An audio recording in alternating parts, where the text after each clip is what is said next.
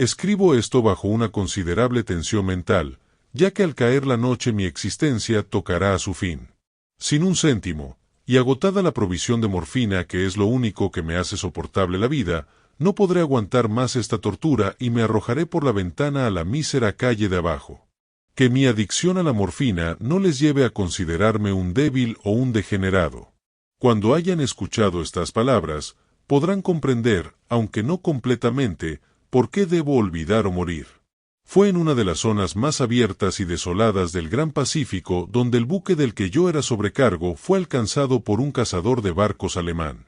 La guerra recién comenzaba, así que nuestra nave fue retenida y toda nuestra tripulación fue tratada casi como prisioneros de guerra. De hecho, la disciplina de aquellos alemanes era tan relajada que, 5 días más tarde logré huir en un bote pequeño, con agua y provisiones para bastante tiempo. Cuando finalmente me encontré con las amarras cortadas y libre, tenía muy poca idea de mi posición. No siendo navegante experimentado, tan solo podía orientarme vagamente, por el sol y las estrellas, que me encontraba al sur del Ecuador. Desconocía mi longitud, y no había a la vista islas ni costas.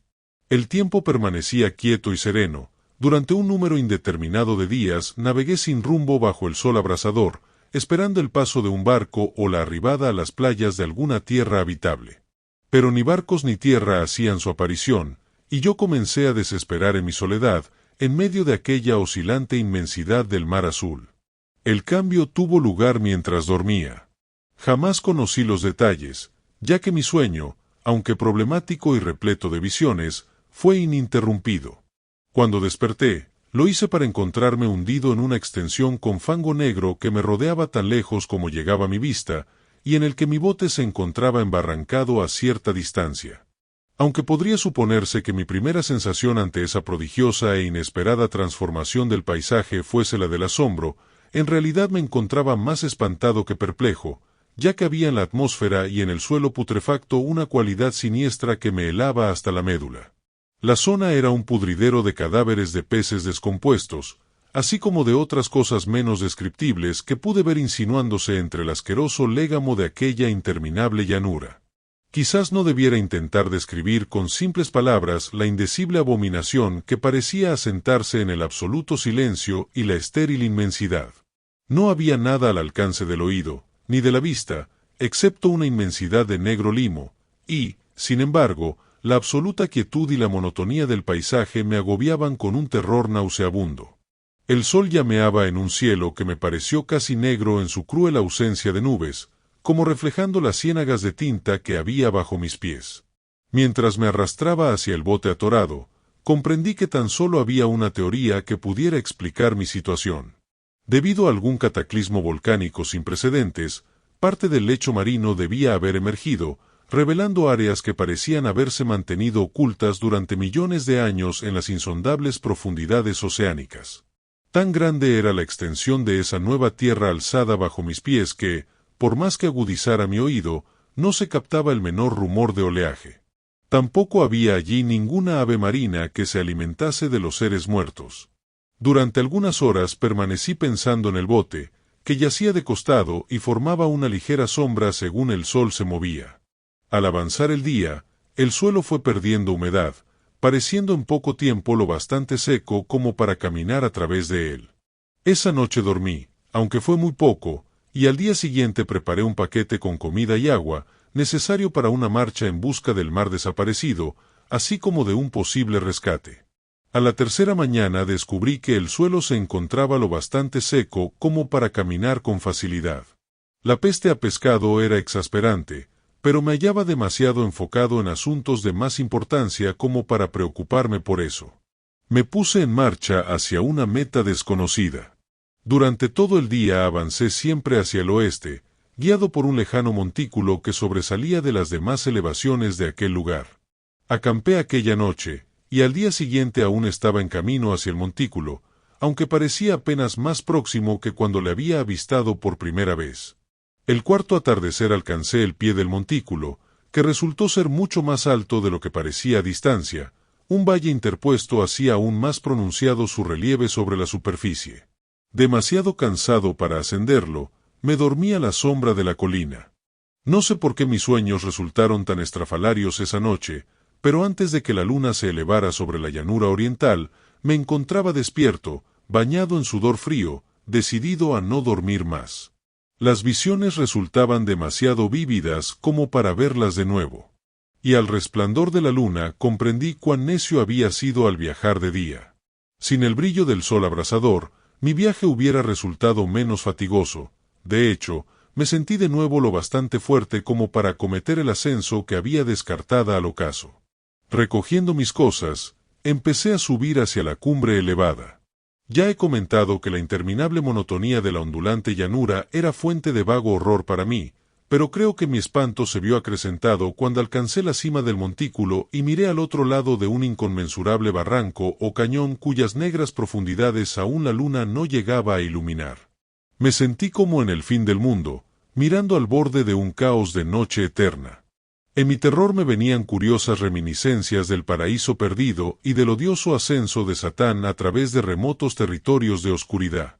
Al ascender más la luna, comencé a distinguir que las cuestas del valle no resultaban tan perpendiculares como había supuesto. Salientes y afloramientos de piedra proporcionaban apoyos fáciles y seguros para el descenso, además de que a partir de unos pocos cientos de metros la pendiente se hacía más gradual. Motivado por un impulso que me resulta difícil de analizar por completo, descendí dificultosamente las rocas y alcancé la más suave ladera de abajo, hojeando aquellas profundidades estigias que la luz aún no había penetrado. Sobre todo, mi atención se vio prendida por un objeto grande y singular de la ladera opuesta, que se alzaba a pico 100 metros más adelante, un objeto que relucía blanquecino a los recién llegados rayos de la luna en ascenso. Era tan solo una gigantesca pieza de roca, como pronto pude cerciorarme, pero yo había tenido una clara idea de que su contorno y ubicación no eran completamente obra de la naturaleza. Un examen más detenido me colmó de indescriptibles sensaciones, ya que a pesar de su enorme tamaño y de que se encontraba situado en un abismo abierto en el fondo de los mares desde la juventud de la Tierra, vi más allá de cualquier duda razonable que el extraño objeto era un monolito perfectamente tallado, cuya inmensa mole había conocido el trabajo y quizás la adoración de criaturas vivas y racionales. Aturdido y espantado, aunque no sin cierto escalofrío de placer propio de un científico o arqueólogo, examiné los alrededores con mayor detenimiento. La luna, ahora próxima al cenit, brillaba de forma extraña y vívida sobre los colosales peldaños que circundaban el abismo, revelando el hecho de que un arroyo de agua fluía al fondo, perdiéndose de vista en ambos sentidos y casi llegando a tocar mis pies cuando fui a detenerme al pie de la ladera. Al otro lado del barranco, las pequeñas olas golpeteaban la base del monolito, en cuya superficie puede ver entonces cinceladas inscripciones y toscos relieves.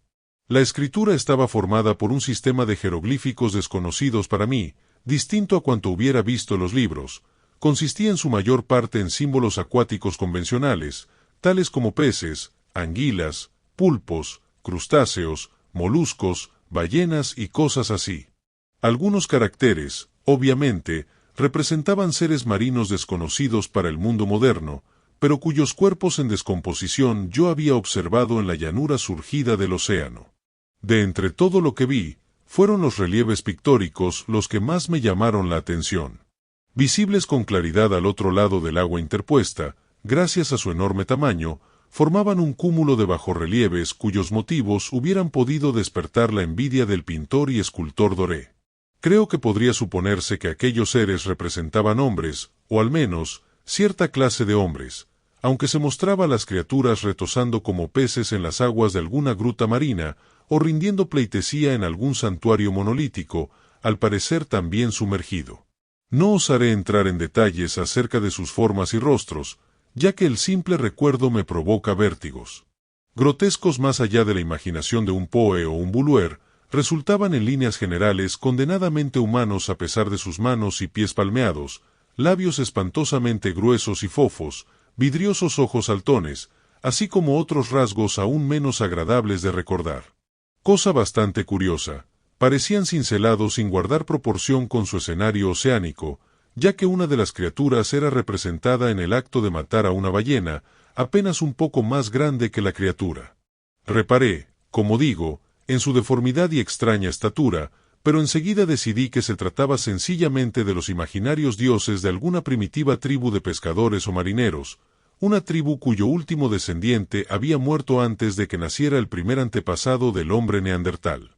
Espantado por este inesperado vistazo a un pasado más allá de la imaginación del más aventurado de los antropólogos, estuve meditando mientras la luna vertía extraños reflejos en el silencioso canal que había ante mí.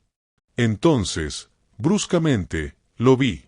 Con tan solo un ligero chapoteo indicando su llegada a la superficie, el ser apareció sobre las oscuras aguas. Inmenso, semejante a un cíclope, espantoso, se lanzó como un tremendo monstruo de pesadilla hacia el monolito, al que rodeó con sus gigantescos brazos escamosos al tiempo que abatía su monstruosa cabeza para prorrumpir en algunos sonidos pausados. Creo que enloquecí entonces.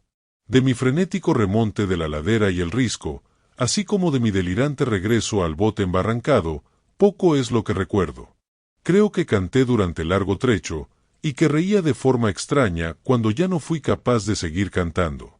Guardo confusos recuerdos de una gran tormenta desencadenada algún tiempo después de llegar al bote, y de alguna manera sé que oí retumbar de truenos, así como otros sonidos que la naturaleza profiere tan solo en sus más desbocados momentos.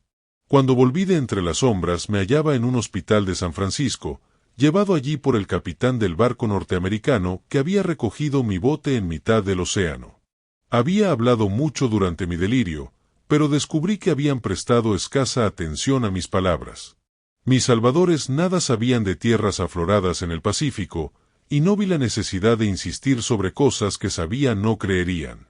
En cierta ocasión acudí a un famoso etnólogo y lo entretuve con curiosas preguntas acerca de la vieja leyenda filistea de Dagón, el dios pez, pero advirtiendo enseguida que era irremisiblemente convencional, desistí de mi interrogatorio. Es durante la noche, sobre todo, cuando la luna es gibosa y menguante, cuando veo al ser. Probé la morfina, pero la droga ha resultado ser tan solo una solución pasajera y me ha atrapado entre sus garras como esclavo sin esperanza de remisión. Así que voy a acabar con todo, habiendo escrito una relación completa para el conocimiento o la engreída diversión de mis semejantes. A menudo me pregunto si no habrá sido todo una fantasía, un simple monstruo de la fiebre sufrida mientras yacía preso de la insolación y enloquecido en el bote descubierto, tras mi huida del buque de guerra alemán. Eso me digo, pero siempre me viene una espantosa y vívida imagen a modo de respuesta. No puedo pensar en el profundo mar sin estremecerme ante los indescriptibles seres que puede que en este mismo instante estén reptando y removiéndose en sus fondos cenagosos, adorando arcaicos ídolos de piedra y tallando sus propias y detestables imágenes en obeliscos submarinos de resumante granito.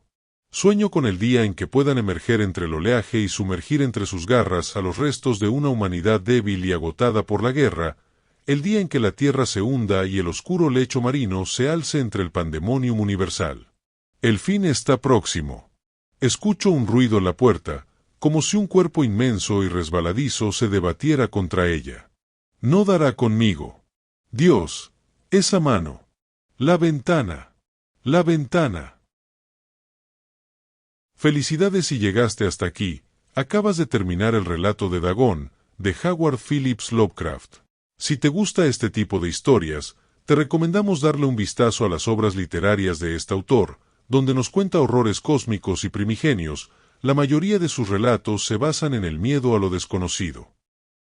Nuestra idea es fomentar y reforzar la lectura, recomendando historias que te puedan parecer interesantes.